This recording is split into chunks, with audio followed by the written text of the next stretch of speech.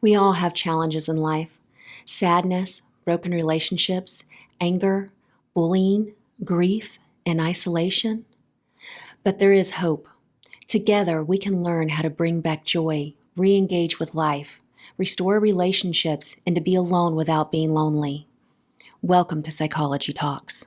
So welcome back. We have Dr. Ludmila Preslova. She is a researcher and a consultant and a professor in the areas of inclusion and diversity.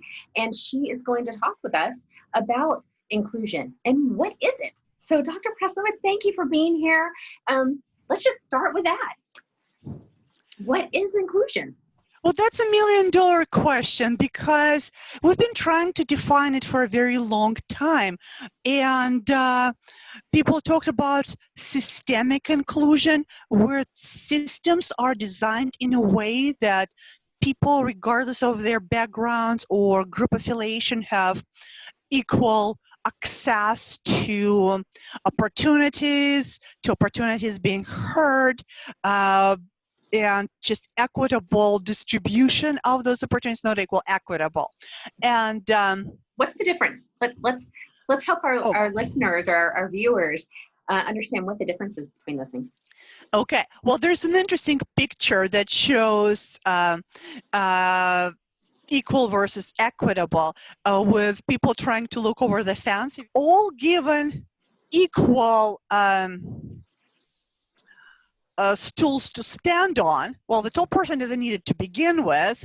The bigger kid is okay, and the little kid still can't see anything. Right. So that's equality. But equity is giving more of a lift to one who needs it the most. Right. So that's a difference between equality, everyone has equal opportunity, versus equity, where it actually works. Right. And a typical example people are talking about, when Google introduced about 10 years ago a system of self-nomination for promotions. Mm-hmm. Everyone has the same opportunity to self-nominate. Right. But women are less likely to self-nominate. And from other research, we know that people from working class background are less likely to self-nominate. People from other underrepresented groups are less likely to self-nominate. So they can, but we know that this is actually not a system that works for everyone, because it's designed to be supposedly equal. It's not equitable. Or we'll say, okay, everyone has an equal opportunity to come through the door, except for the person who can't walk, right? So is it equality enough to say everyone has an opportunity to go through the door, or do we need to make sure it's equitable so that the person actually can get through the door because the door is made in a way that it's possible? Right. So that's the difference. And so let's go back to inclusion. And why don't we talk maybe a little bit about what inclusion is, and then what inclusion isn't? Well, I'm just going to use another very typical way that people try to explain inclusion. And sometimes people confuse inclusion and diversity. Okay. Because, like, what's the difference? So we hire reasonable to the population proportions of different people, so we include them. Well, if you look at how those people are distributed, then maybe all the entry levels are particular kinds of people, and they have zero input in decision making. And then your IT consists of completely other kind of people who don't even talk to anyone else, and they only have this particular realm, but they're not allowed into any other realm, or any other department or any other part of your organization. Well, that's not inclusion. Yes, you have diversity, but you don't have inclusion because people are not nearly equitably distributed, and also they don't have the same say and the same amount of opportunity and just plain power within this organization. So diversity does not mean inclusion. But inclusion is even more complex than that, because if you think about this typical way you're talking about it, diversity is being invited to the party, and inclusion is being asked to dance. And you probably seen my article about that, but we include people by saying, I'm going to be treating you as I want to be treated, without thinking that not everyone wants to be treated the same way. Right. So I would want to take it even further step to belonging and say, when you start treating me the way I want to be treated, even if I don't dance, you still don't hate me. That is the final outcome of inclusion, is where people actually feel like they belong. So it's a process, and it's very hard for organizations to wrap their mind around it when it just seems like such a huge task. But it doesn't mean we can't start taking baby steps along with systemic steps, because very often people just feel overwhelmed. Okay, so I need to change my hiring to include to ensure diversity, and then what if I forget something important about inclusion? And then I also need to think about psychological belonging, and they can get super overwhelmed. But you can take interpersonal steps for how you treat people while that are there in the organization now, while systematically also addressing more long-term systemic functions in your organization. So just kind of say, okay, I'm going to do this in real time because those are things that I can and should address right now. And with regard to issues of inclusion, whether promotion system or whatever it is that's a pain point in your organization, ask your people. Ask what the pain point is and address the immediate pain point for a quick win in this organizational change. And at the same time, you can start addressing other things piece by piece, because it's a lot. It's from not even hiring, but before hiring, how you write job descriptions, how you advertise, and all the way to succession planning. There's a lot of pieces, but they are all doable and reasonable and logical if you say, okay, I'm just going to see how different systems can have different outcomes for different groups of people. But what about for the individual? So, the stay-at-home mom, the small business owner, the person who maybe is self-employed. Well, as we mentioned last time, everyone has their realm of influence. The small business owner can definitely look at their hiring or how they individually treat their employees, how they talk to them, or whether they spend more time talking with some than with others. But they can also look at their suppliers and see, are all of my suppliers from my group? Is there something that I can do that's a little bit different? So which brands do I buy?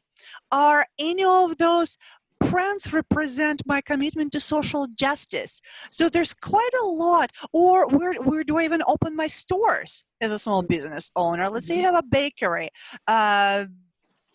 There's so many different things that even a bakery can do, from their supply chain to their distribution and the areas of distribution, and then with their particular employees, and how, again, individual employees are treated, just how much time you spend talking about their life situation. So there's a lot that can be done. Mom, stay-at-home mom, has the most important job. She's teaching her children. But how to behave, and she has a tremendous opportunity to shape society by shaping members of the next generation. So what kind of example does she show? What kind of things they're reading and watching? Not only the things she's telling them, what kind of examples she's showing when they're encountering different types of people?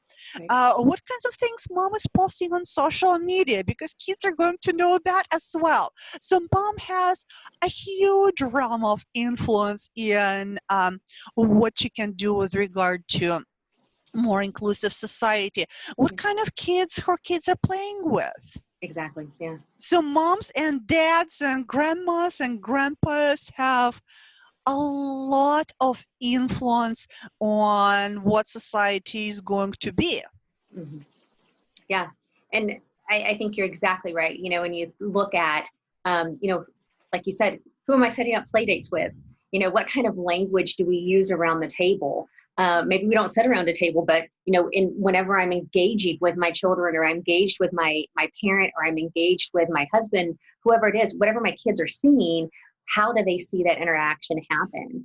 And there's an individual level inclusion that, again, we're not trying to change the world right away. It's overwhelming, but doing the right thing every day, or doing something different every day, listening to a different person, or asking how they're doing and actually listening, not ask them how they're doing while you're walking away from them, Right. but actually having a little bit of a conversation and remembering what they said the last time.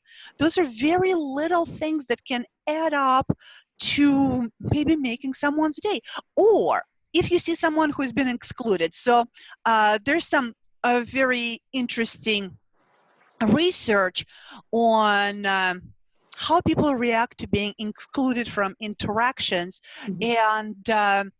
And obviously when we feel like we're not supported by our team, that they're not throwing the ball to us, even the Yeah. experimental ball in a computer simulation, Mm-hmm. we can try, but then we're just like, okay, doesn't matter, nobody's going to play with me.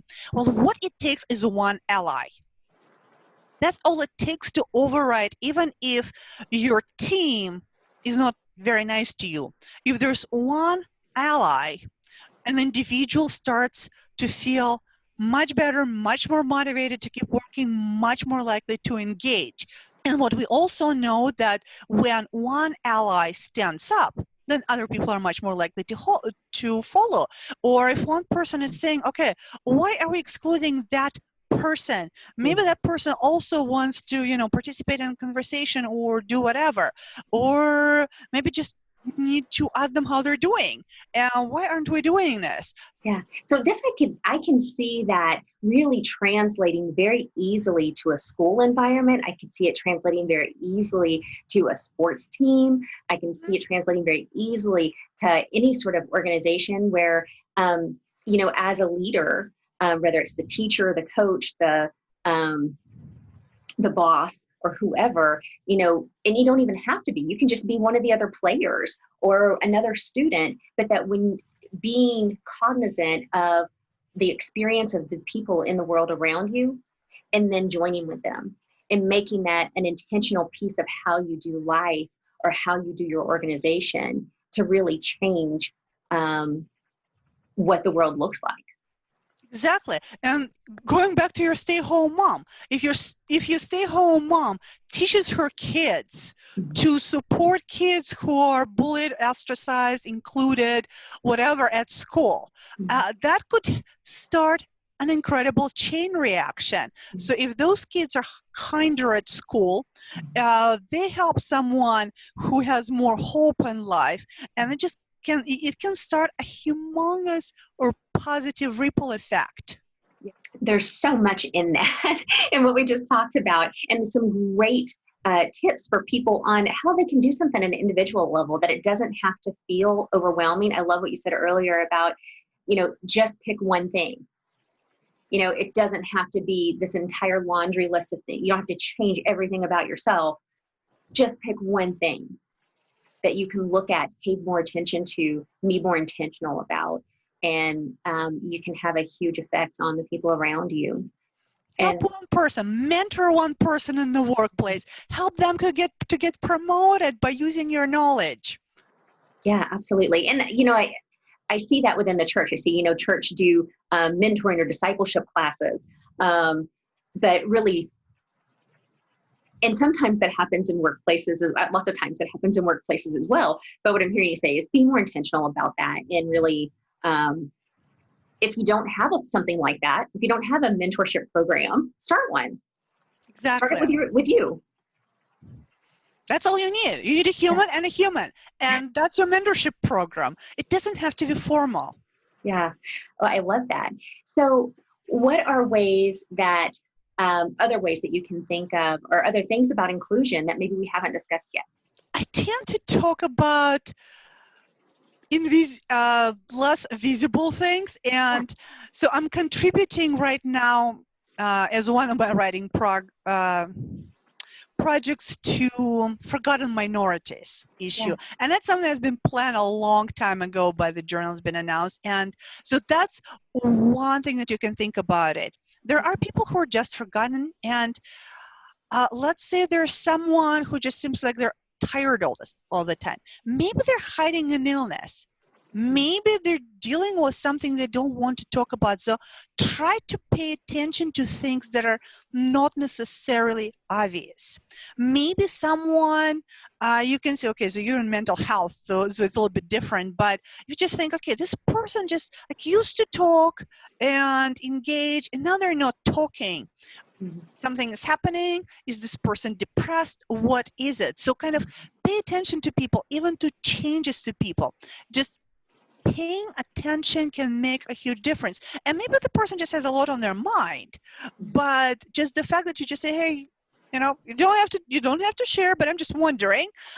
Sometimes it can really make a difference. Like, oh, okay, somebody actually notices me, and there are so many people that's just not noticed. There are many people who live alone, and right now in the COVID world, there are many people who we don't even know if anyone is checking on them. Right. So there's so many little inclusions thing we can do. But we can also advocate. So we can say, you know what, Hispanic people have not gotten promotions in our organization for 2 years. How about we look at that system and try to figure out what is going on there? That's another way. It's a little bit more trying to influence and change the system, and people might be a little bit more comfortable with personal, but you can start with personal and then start to do that. Or you are not a fuzzy, touchy-feely kind of person. But what you can say, you know what, let me crunch the data on our promotion statistics and just see if something is going on. Maybe not, but let me just look at the promotion data in the last 5 years and see if there is something in our system that doesn't add up. So whatever it is, whatever our talents are, not everyone is going to be able to give hugs, and not everyone wants hugs. But whoever you are with whatever strengths you have, you can just do whatever you're comfortable with. Other people are more comfortable with doing things. Just, go fix stuff for the neighbor. Plant an extra tomato. Whatever it is that, whatever your language of love is, and whatever your language of inclusion is, maybe that should be my next book, Your Languages of Inclusion, because it doesn't have to be on the individual level be expressed in the same way. Even for organizations, there are standard pieces in every organization, but each culture is different. So there will be slightly different flavor to your inclusion, and that's fine. You don't have to do what's working in another culture. We need to work with our psychology. And we need to work with our organizational culture. It's a lot easier to work with who we are than against who we are. So if I'm a numbers person who doesn't like giving hugs, don't. Just do what aligns with your strength, and whatever works with your particular organization. Some organizations are more formal than others, and others are more just kind of, extroverted on the organizational level. Just work with that particular cultural personality, but try to look for people who are either systematically excluded because someone intentionally set that system 20 years ago and it never got addressed, or we just unintentionally exclude because we don't understand how particular technology is going to influence people. So there's another thing with COVID. We sent people to work home. We sent kids to study from home. Good. We treated them in the same way. We have great equality, except some people don't have access to good internet. Some people live in crowded apartments. So we do not include them by treating them as everyone else. We also need to figure out what it is that they need that maybe others don't need, for kids to be able to keep up with school, and for some adults to be able to continue working if they don't necessarily make enough money or live in a situation that allows to learn or work from home. Right. I want to go back to something that you said earlier. We just kind of touched on it and then kind of did a little touch and go on it there for a second. Going back to that invisible disability or that invisible difference. So I know you have a real heart and do a lot of research in the area of autism. And so that could certainly be one of those things that's invisible. It's not oftentimes not something that's physical that people can see. But there's all kinds of things like that. You mentioned someone who has maybe a pain issue or whatever it is. But let's park on that a little bit and talk a little bit more about those invisible differences and how people can be more aware of it and then work to include people that fit into that category. And again, yes, I can definitely talk about it for a very long time, but it's something that can happen in general in society. And there are some places, I think in UK, that now have autistic shopping hours in which they turn off the music and some of the lights. Because whenever I go to the store, it's the horrific assault on my senses. Lights don't bother me, but noise literally makes me sick. So like whenever I venture anywhere where people are playing loud music, especially something with like a synthetic, like strong beat and bass in it, I can literally faint. And most people don't know and don't care. Right. And don't even understand if you ask them to turn it down because they're like, you're just nuts. Right. But usually not nuts because it's a difference that's there. And people just, when it doesn't bother you, right, we don't understand why it bothers someone else. Right. And I'm doing my thing. I don't mean to hurt anybody. I'm playing my music, but yes, it's hurting somebody with the fact that you're playing your music. So in the workplace, when people, went gung-ho for open plan, that's the autistic person's nightmare. Being in the open plan office. Can you tell us just about what an open plan is? People may not know what that term means. Open offices, which is instead of small offices for maybe 1-2 people or even a small group, when people went to those huge open areas with many tables, many chairs, dozens of people in the same large space or even more. And sometimes it would even go as far as hot desking, which is where you don't have an assigned space and have to come and just whatever happens to be there next day, that is your workspace. Yeah, so I can see that being a nightmare for people with ADHD, people with hearing sensitivity. Like let's say if you're slightly hard of hearing or if you have vision difficulties, or I can see that not having this real defined space or separation between you and another person really being problematic for a lot of different people. And a lot of people were unable to keep working. And there were people who either couldn't get other organizations to hear their requests or didn't want to disclose because they were afraid to disclose their conditions. And then they ended up quitting or being fired because they just couldn't cope with too much stimulation. But again, like if someone is hard of hearing on one ear, you need to be sitting in a certain way towards other people. And it's really not that hard an adaptation to give someone a desk where they turn to people with the ear that they can actually use. And sometimes organizations just don't understand those things.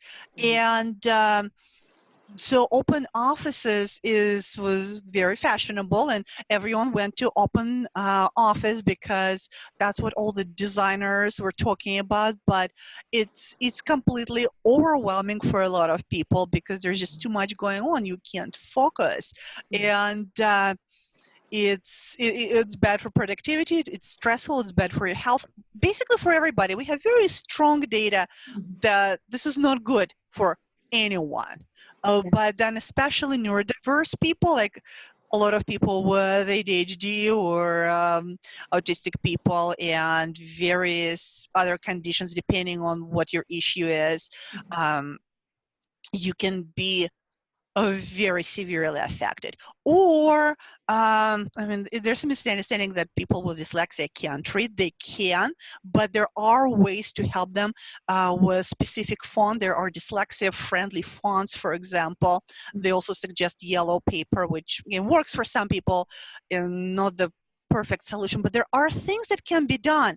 And in general, people like those squiggly, fancy fonts. They're not just bad for dyslexic people, they're bad for people who are older or who their vision has just never been that great. So just even the fonts that you use in your communications, it's a very big deal. And a lot of accessibility issues, again, with COVID, there is technology now that allows people who are fully or partially blind to use computers and do their work, but it does require some technology, screen readers, variety of things, and not everything is friendly. Not every website, not every document is friendly. So there's a lot of things that when we don't have those conditions, we don't think about them. It's again, it's human nature. When we think about humans, we think about ourselves. Right. If that's not going to affect me, it's not going to affect people. So we have to be much more intentional to say, okay, well, that works for me, but is it going to work for everyone else? Or is it going to really be a significant impediment to someone's ability to function? Yeah. So what I'm hearing and what you're saying is that for an organization, really being intentional about looking at who your workers are, what the conditions would work best for them individually, and then as a collective, how do you then, or asking yourself these questions, how do I then create an environment that's going to work for everyone? Or if it's not going to work for everyone, maybe I have two environments. Maybe I break it up so that it works for these people over here and these people over here, but then they're all still together in whatever ways. Or so creating an environment where people are thought of as an individual, but also Exactly. where you can think of, what are the needs of the company.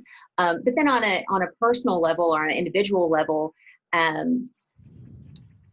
just getting to know the people around me.